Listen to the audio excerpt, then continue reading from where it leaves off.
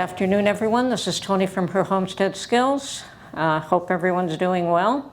I do want to mention that, and some of you have noticed that on occasion there's a bit of a hum or you think it's a siren, but it is something to do with the mechanics in this building, and I'm not sure what. It's not constant, but I'm hearing it more and more myself these days, especially when everything is very quiet. I think that the microphone does tend to pick it up a lot more than I would have assumed, but just to let you know, it isn't sirens. It's just some mechanics. Maybe it's the heating system. I have no idea what it is, but there is a hum that sounds like sirens to some people. Here, when you can hear sirens, there's no mistaking it. I have to turn the camera off because, no, it's very, very loud. Anyway, I wanted to congratulate everyone on making a very good decision from my perspective. And the decision is that they've considered their own needs and the needs of their children and their families, and they know what they want, and they want a better economic system, more security, and a few other things. And all of this has been lacking the last 4 or 5 years. The country seems to have, this is the US, I'm going to tell you that Canada's not much different right now. That the systems seem to be failing everyone, and that's all the systems, whether it's education or government security or the economic situation. And no, you can't get grocery stores to drop their prices because they're gouging, because they're not gouging. Grocery stores are lucky if they operate on 2% and 3% margins. And we went through that a little while ago in Canada, that they attempted to haul the owners of all these big grocery chains down to Ottawa and have a chat with them and try to get them to do something about their pricing. But I think and not really too much came of it. Certainly prices did not go down at all. If anything, I mean, you have the occasional sale, but that has always been the case. But it does all revolve around energy, of course. And anyway, not too much came of that, and everything went quiet. And they were apparently going to fine them big dollars if they didn't change their ways. But when you're operating on 2- and 3-point margins, there's really, they're just going to go out of business. It won't be worth their while to operate. And if you have that, then you have less competition, and, people have to eat. So I think that, yes, perhaps they could do something. I think the government could do a whole lot more. But anyway, yeah, interest rates going up, housing prices going up, food costs going up, insurance, cars, you name it, everything is going up. And how much can the population bleeds before it says enough is enough? And I think that in the US, we have seen that occur. They have not let the country go down the tubes to the point where it would collapse, and it could have gone that way. If you push them to the brink of starvation, you're going to have mass riots in the streets, and much worse than what you've had in the past. So I think that the decision to change direction was a good and healthy one, and it was made by the people themselves, and that's the important factor. And from what I could gather, the last year, 2, 3, 4, 8, 10 years, they've been trying to convince people that they should do things a certain way, that they should buy the cars they decide they're going to buy the appliances that the government has decided they should buy, and so on and so forth. And unfortunately, I think that the reign of COVID was something that the governments have learned a lot from, and learned how to control the population to a very large degree. And they were successful for a number of years there, but they pushed that gamut too far. When people started to recover from the ravages of COVID, They begin to want their freedoms back. They don't want to be told what they should think, what they should feel, what they should want, what they should do. But the government had decided that they could continue along those lines, that they can continue to tell people what to do. They didn't notice that that door had closed and people were starting to get totally fed up. Fed up, I guess is the word. And the more that the media and the world tried to tell them that they were wrong for thinking a certain way, but the reality of their situation told them that no, they were right in the way that they felt. And of course, for the rich people to tell the poor people how they should feel about something is pretty sad, rather than listening to what were actual grievances. They would brush them aside and say, no, you shouldn't feel that way, because so-and-so over here has this ideological grievance that we have to look after. I mean, they weren't really looking after anything but themselves when it comes down to it. Everyone was suffering from the same situation, which were high prices, inability to buy homes, to buy food, to buy cars. And okay, if you're going to impoverish a whole civilization, if that's your intent, you were succeeding until the people decided that no, they didn't want to be impoverished. So we'll see how it goes. I think so far we've made the right decision. The U.S. has made the right decision. Canada has yet to follow suit and come up with a plan for our new day.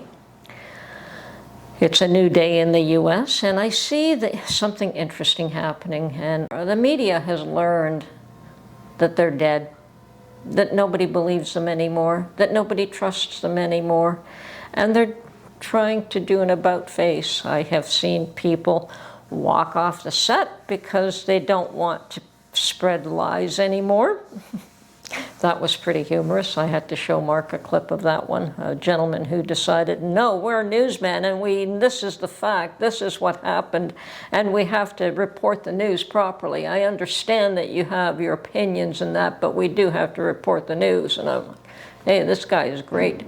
And when they tried to silence him, he said, fine, I'm done. So he quit on the spot, on the air. And you're going to see a lot more of that. And we're seeing others backtracking, trying to soften their tone, trying to say how they will work to get along.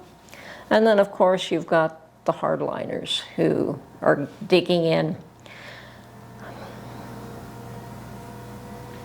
And we'll see how that works out for them. Digging in on issues that they really had no standing in the first place. So, well, we'll see what life brings to them. I think they'll fall by their own actions, and that's usually the way it goes. So I say it's a happy day, it's a good day. I stayed up the whole night and the next day and still watching. And yes, there's a very strong possibility that the U.S. will have what they call a trifecta. I've never heard that term before, but where they have both houses and the White House, which means that they can actually make change. And that would be a good thing. Now, I caution everyone that although there might be changes made from the very first day in January, when Trump takes power, it will still take a lot of time for those changes to take effect, for implementation to begin, for prices to begin dropping. And I would say that if you're lucky, if you see something before 6 months are up. And probably they should, in all fairness, you should give them at least a year to try and affect change. And yes, you'll see that people will stop coming across the border pretty quickly. I'm sure that one will happen pretty quickly. Gas prices, I suspect that they'll go up between now and January. There's no point and no reason to keep them down. And I suspect that good old Joe will do his best to send as much money as he possibly can to Ukraine before he leaves his role, his position there. So I'm sure that Ukraine will probably petition him to do that as well. But there is light at the end of the tunnel, and all I can say is hang in there, be strong. Apparently we have to be strong these days. We have to be tough, and we have to be strong, and we have to bear every calamity. And that is the way that you succeed and deal with bullies. You stand up to bullies. And if anything, I think we've all learned that that's what it comes down to. When you stand up to bullies, they collapse. And I have to say that I'm really saddened with what I've seen the media do these last few years. It's pretty pathetic, actually, that they think that they had that much influence and they weren't paying attention to anything that was in their face and immediate. They couldn't see that they had absolutely no influence, and they were losing more day by day by day based on the stories that they were putting out that were not factual. And yet they were trying to say that they were the ones that were disseminating truth. It's sad. It's sad. And the media will pay the price for the things that they've said, for the things that they have done. It'll just happen naturally. People have walked away from them. They no longer believe them. And that is the price. That is the sad truth of it. Nobody had to do anything to them except just start ignoring them. Because they're not telling you the truth. They're not telling you what's real. They're telling you what they want to tell you. And people are awake. Never mind this woke nonsense. People are awake. They see what is happening in their lives.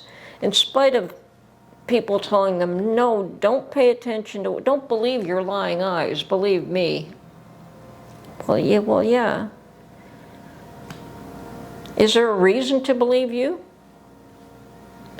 Are you better than my lying eyes? Are your eyes more... I think your eyes and my eyes are no different from each other. You see what you see, and I see what I see, and I don't see how anyone can get away with saying, don't believe what you are experiencing, don't believe your lying eyes, don't believe what's happening to your pocketbook, but believe me, I'm telling you what's right and good for you. I think those days are long gone. The people have spoken, and they have spoken in great numbers, and that is the reality. They're saying, no, your eyes are the one that are lying. Your mouth is the one that is lying. My eyes see what they see. And we hear with our own ears, we see with our own eyes. We don't need you to inform us of something that we can see for ourselves. So, sadly, for the media, I don't know what they're going to do to recover. And they're certainly going to have to be much more honest. And so we'll see if they can make that transition. So it's a good day. And I think that in the U.S. you'll be celebrating Thanksgiving very soon. I think that's only a couple of weeks away now. And I think I will be celebrating Thanksgiving with you. I'll probably be making a couple of pies, and perhaps I'll go out and get a turkey and have Mark cook up a turkey. So that might be the best thing to do. Remember, celebrate, but also hunker down. It's not over. It's just day one. Day one. You've won a great victory, but the battle's not over. So hang tight, be strong. We know that there's going to be resistance in some areas, and in some areas they're just folding. So look out for both and take care of yourselves. And I'll tell you quite honestly that when I talk about Trump at all, I have lost subscribers. Like my last little 20-second video, I think I lost 25, 30 subscribers. But it's all good. It's people have a right to, if they don't like what they see, they don't like what they hear, they can go elsewhere to hear what they do want to hear. And I personally agree with that, and I'm not, what can I say? We all have our likes and our dislikes, and we all are allowed that. So it's all good. So hopefully these people will start being told the truth, and we'll be able to eventually come around, and families can start spending time together again. Anyway, this is Tony from Homestead Skills. Hope everyone has an awesome Thanksgiving, but there'll be time for that. We'll talk again way before then. Have a great day. Bye for now.